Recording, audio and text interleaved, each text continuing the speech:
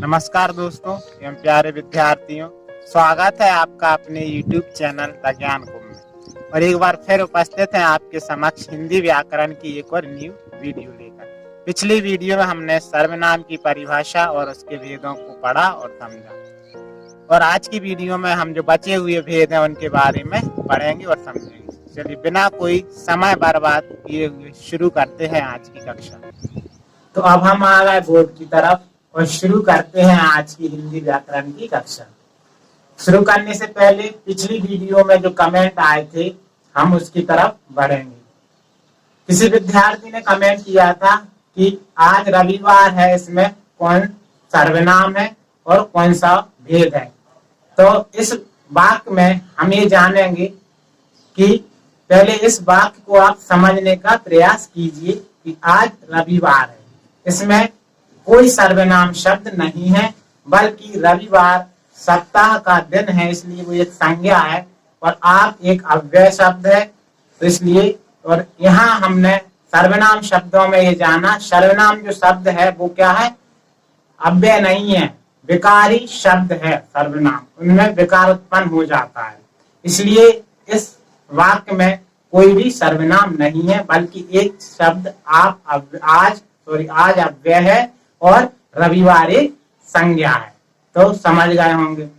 अगला कमेंट ये था किसी का कि सर मूल जो सर्वनाम है वो तो आपने बता दिए 11 है, लेकिन कौन कौन से इसके नाम नहीं बताए।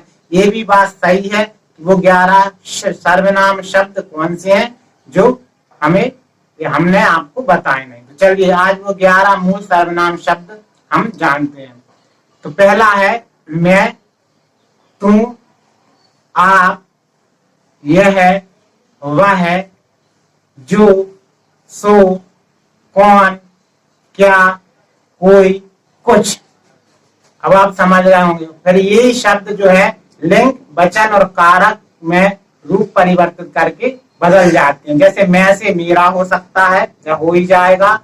तू से तुम्हारा, तुम, यह है, यहाँ, वहां, कोई, कुछ, इस तरह से वो रूप बदल लेते। इसलिए रूप बदलने का सर्वनाम को हम बोलते हैं विकारी शब्द। आ सकता है अगर एक परीक्षा की दृष्टि से कि सर्वनाम शब्द कौन सा है, तो वो विकारी शब्द है, क्योंकि अपने रूप बदल लेते हैं जैसे लिंग वचन के आधार पर। अब हम पढ़ते हैं सर्वनाम के बाकी बचे हुए भेदों को। तो पहले पिछली वीडियो में हमने पढ़ा था निश्चयवाचक सर्वनाम। निश्चयवाचक सर्वनाम के दो भेद होते हैं, एक निकटवर्ती, दूसरा दूरवर्ती। निकटवर्ती के लिए हम जो दो सर्वनाम शब्द है, यह है, यहाँ, ये निकटवर्ती के अंतर्गत आते हैं। और दूरवर्ती के लिए हम उपयोग करते हैं वह, वहां या वो। जैसे वो कुछ ना कुछ कर रहा होगा, तो ये दूरवर्ती के लिए उपयोग किया जाता है। अब हम अगले भेद की तरफ जाते हैं। अगला अनिश्चयवाचक सर्वनाम। तो अपनी पेन और कॉपी हाथ में ले लीजिए और प्रश्न लिखिए। अनिश्चयवाचक सर्वनाम क्या है, उदाहरण सहित लिखिए। जिन सर्वनाम शब्दों से किसी निश्चित वस्तु या व्यक्ति का बोध नहीं होता है, उसे हम अनिश्चयवाचक सर्वनाम कहते हैं। जैसे कोई या कुछ। उदाहरण से और स्पष्ट हो जाएगा। उदाहरण है, कोई दरवाजे पर खड़ा है, दूध में कुछ गिर गया है। तो इन सर्वनाम शब्दों से हम ये निश्चित नहीं कर पा रहे कि ये जो कोई खड़ा है तो वो निश्चित व्यक्ति कौन है, कोई लड़का है, लड़की है, लेकिन खड़ा है। तो दूध में कुछ ना कुछ गिरा जरूर है, कचरा हो सकता है, कोई मक्खी हो सकती है। तो इस तरह से अनिश्चयवाचक सर्वनाम के अंतर्गत आते हैं। अगला भेद है निजवाचक सर्वनाम।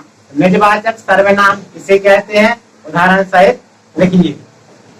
अब उत्तर लिखना शुरू कीजिए।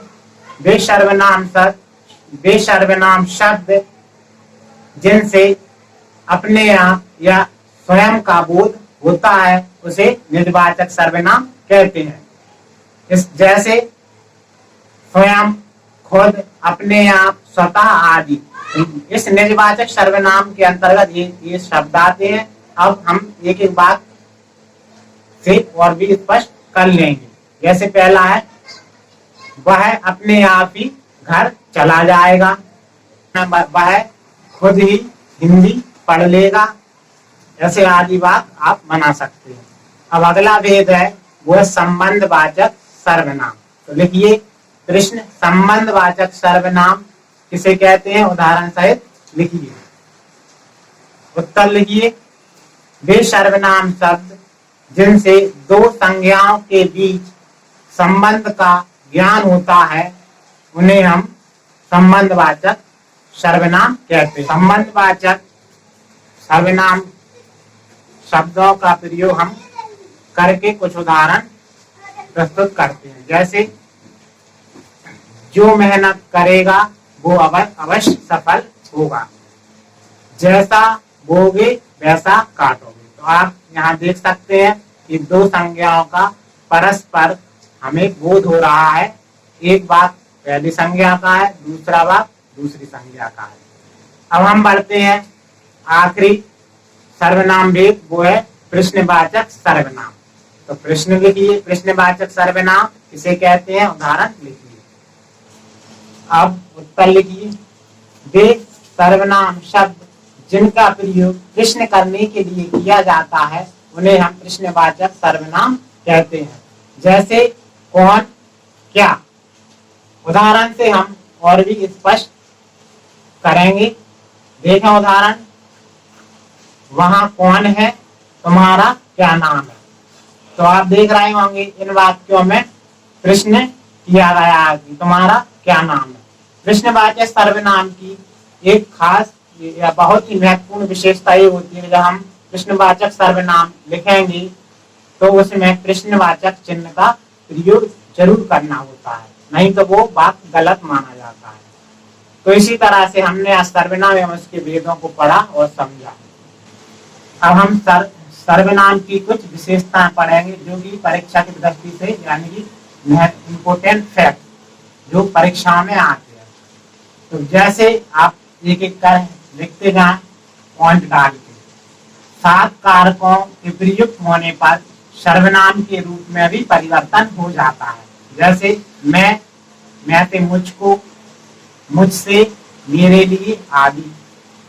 कभी दूसरा डालें, कभी कुछ शब्द समूह से भी सर्वनाम में परिवर्तन आ जाता है। जैसे कुछ ना कुछ, कुछ भी आदि।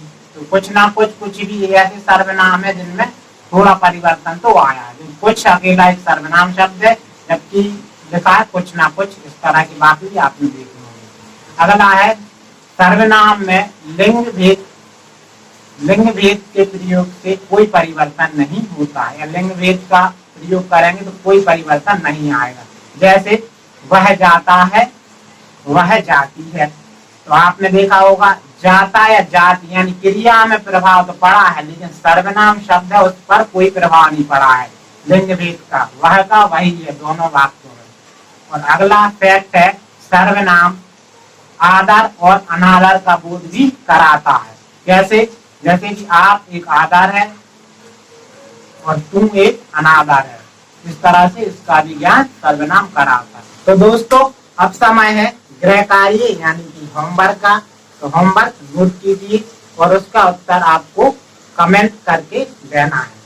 पहला प्रश्न है, इनमें से कौन एक शब्द मूल सर्वनाम नहीं है। पहला मैं, दूसरा तुम, तीसरा यह, चौथा कौन। दूसरा प्रश्न है, इनमें से कौन सा शब्द सर्वनाम नहीं है। पहला यह, दूसरा तुम, तीसरा मेरा, चौथा इधर। तो उम्मीद है आपको हमारी ये वीडियो पसंद आई होगी। यदि पसंद आई है तो लाइक कीजिए, अपने अधिक से अधिक दोस्तों के साथ शेयर कीजिए और सब्सक्राइब कर दीजिए हमारा अपना यूट्यूब चैनल द ज्ञान कुंभ को। धन्यवाद।